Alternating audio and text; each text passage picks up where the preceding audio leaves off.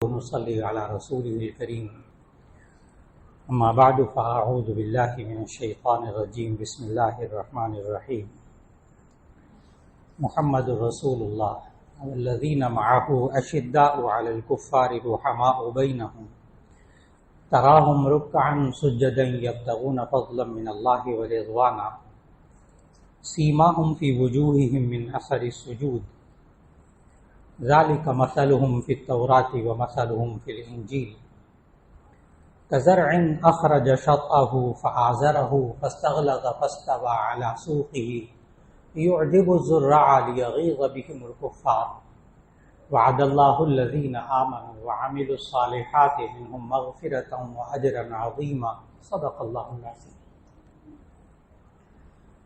اللہ رب العزت نے سورہ فتح کی آخری آیت تلاوت کرنے کی توفیق عطا فرمائی۔ اللہ رب العزت نے ہمیں نبی کریم صلی اللہ علیہ وسلم کی شان بھی سمجھائی اور مسلمانوں کی شان بھی سمجھائی اس ایک آیت میں، اور یہ بھی سمجھایا کہ یہ غیر مسلم مسلمانوں سے ناراض کیوں ہوتے، ان کو مسلمانوں کے خلاف غصہ کیوں آتا ہے، یہ اللہ نے اس آیت میں بتایا۔ صرف ترجمہ عرض کروں گا، خالق بتا رہا ہے اور پھر یہ ناراض جب ہو جاتے ہیں غیر مسلم تو مسلمانوں کا رویہ کیا ہونا چاہیے۔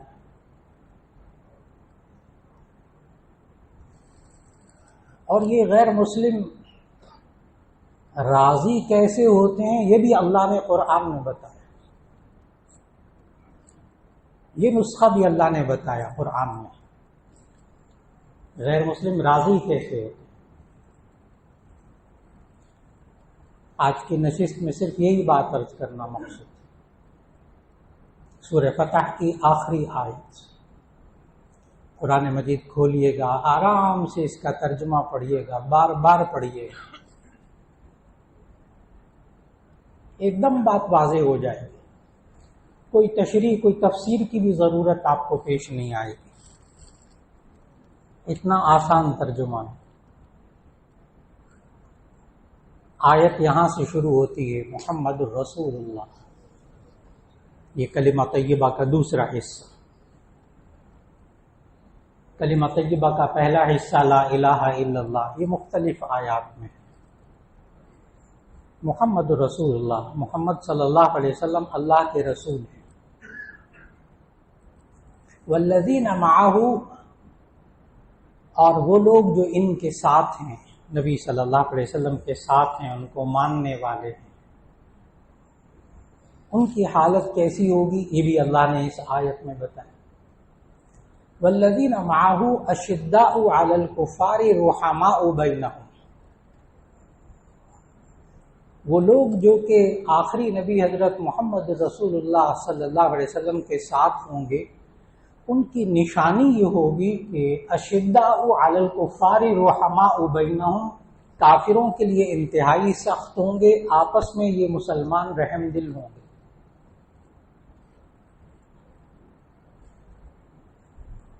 اب کہیں الٹ تو نہیں ہو گیا ترجمہ، بس یہ سوچنا ہے ذرا، ساری یاریاں دوستیاں کافروں کے ساتھ، آپس میں مسلمان امت مسلمہ مسلمان ممالک آپس میں لڑ رہے ہیں، کافروں کے لیے ساری یاریاں دوستیاں ساری کافروں کے ساتھ، بس اتنا سا عرض کرنا تھا کہ ترجمہ الٹ تو نہیں ہو گیا۔ اللہ نے تو نبی صلی اللہ علیہ وسلم کے ماننے والوں کی نشانیاں بتائی تھی کہ اشداء علی الکفار رحماء بینہم، کافروں کے لیے انتہائی سخت، لیکن اس جملے کو بھی آج مسلمانوں کو بھی سمجھانے کی ضرورت ہے، اشداء علی الکفار، کہ یہ بھی اللہ نے قرآن میں سمجھایا کہ یہ مسلمان یہ کن کافروں کے لیے سخت ہوتے ہیں، کن کے لیے نرم ہوتے ہیں، کن کے ساتھ، کن کافروں کن غیر مسلموں کے ساتھ اچھا سلوک کرنا ہے، کن کے ساتھ برا سلوک کرنا ہے، یہ بھی اللہ نے قرآن میں سمجھایا ہے۔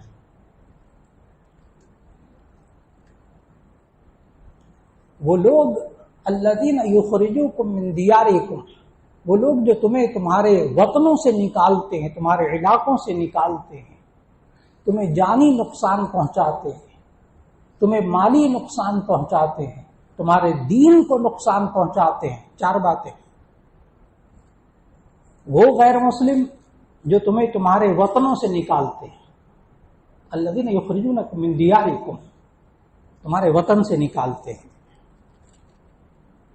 تمہیں مالی نقصان پہنچاتے ہیں، تمہیں جانی نقصان پہنچاتے ہیں، تمہارے دین کو نقصان پہنچاتے ہیں، یقاتلونکم، ان سے تم قتال کرو، ان سے جہاد کرو۔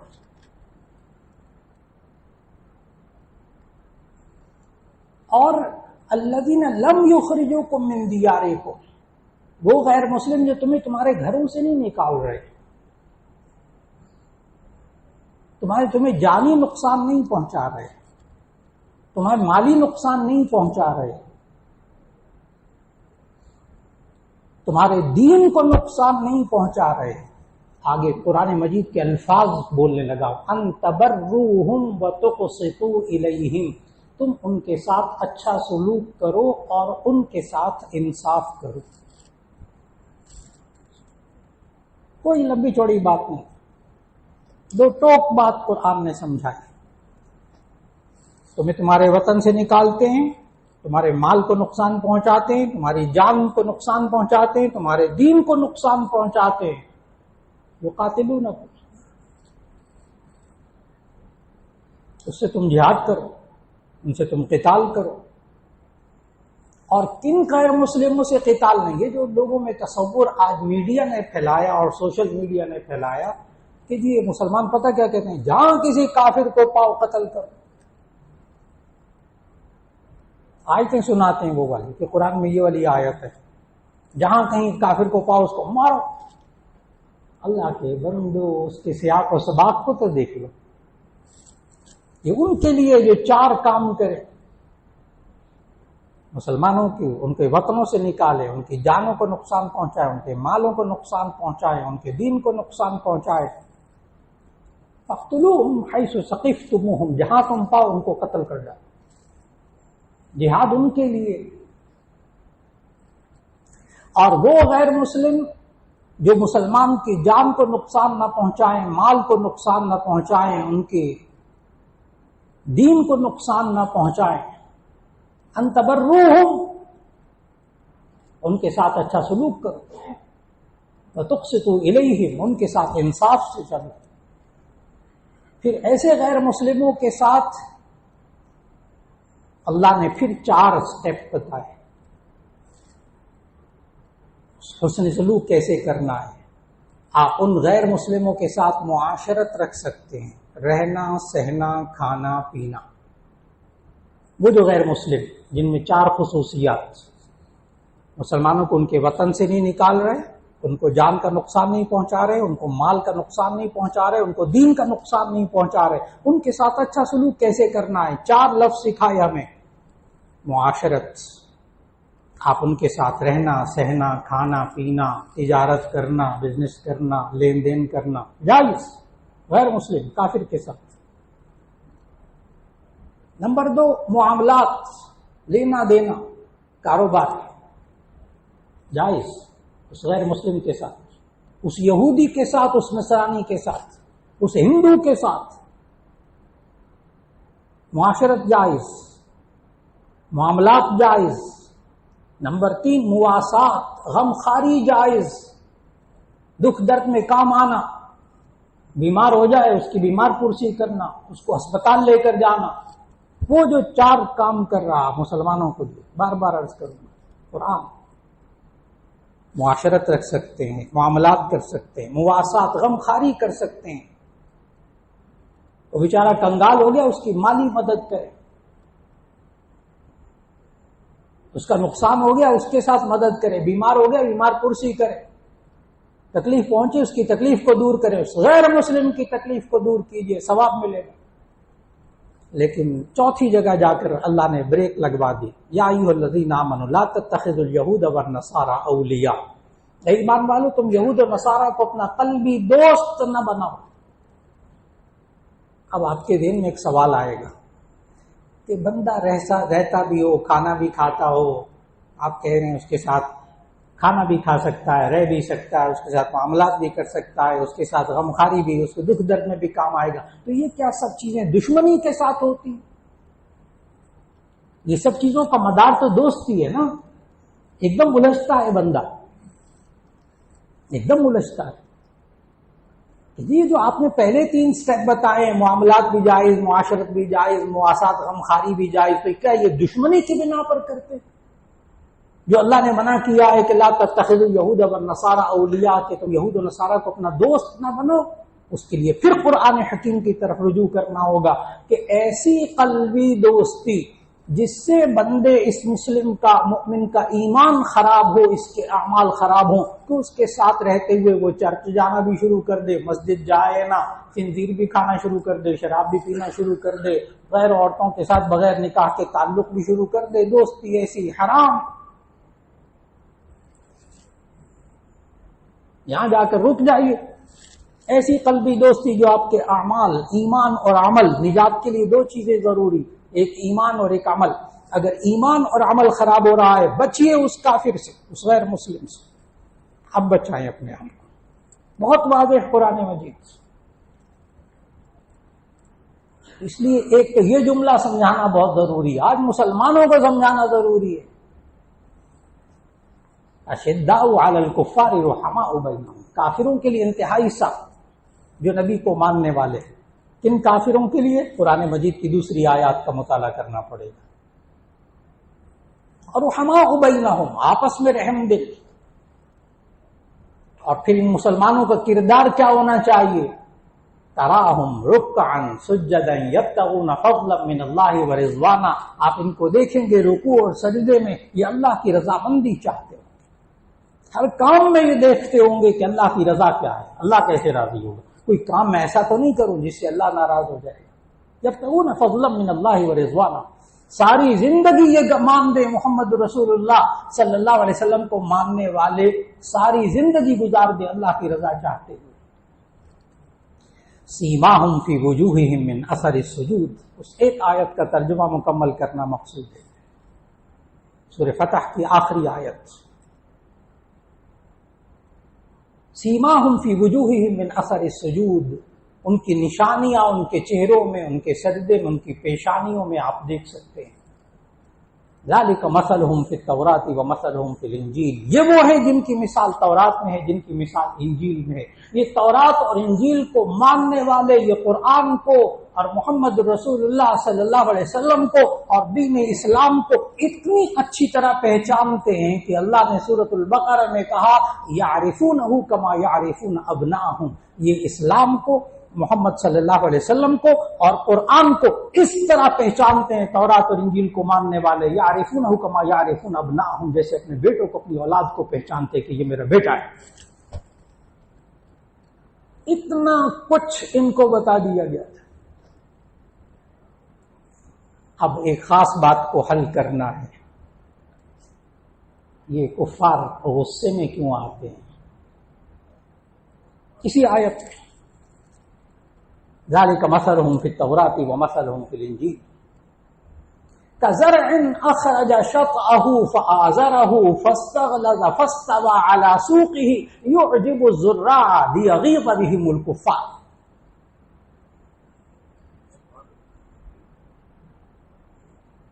اللہ نے مثال وہ دی ہے جس کو آپ اپنی آنکھوں سے دیکھتے ہیں، ایک دیہاتی بھی دیکھتا ہے اپنی آنکھوں سے۔ مثال ایسی دی ہے عام بندے کو مثال سمجھ میں آ جائے۔ کزرع اخرج شطأہ، جیسے کہ ایک کھیتی، اخرج شطأہ، اس کی کونپلیں نکلتی ہیں، گندم بیچتے ہیں، چاول بیچتے ہیں، باریک باریک پودے نکلتے ہیں، کونپلیں نکلتی ہیں، کتنا خوش ہوتا ہے کسان۔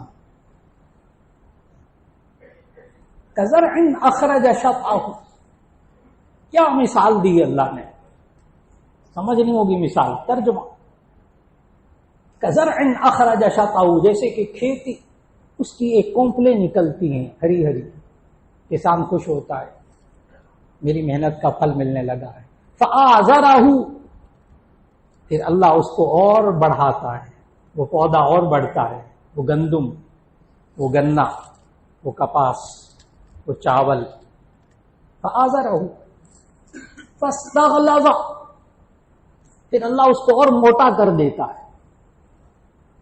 اور مضبوط کر دیتا ہے اس کھیتی کو، اس کے تنے اور مضبوط ہونے لگتے ہیں. فاستوى على سوقه، پھر وہ اپنی پنڈلی کے بل وہ پودا کھڑا ہوتا ہے. کسان کتنا خوش ہوتا ہے. فاستوى على سوقه، ترجمہ سنیں ذرا غور سے. فاستوى على سوقه، وہ اپنی پنڈلی کے بل پر پودا کھڑا ہوتا ہے.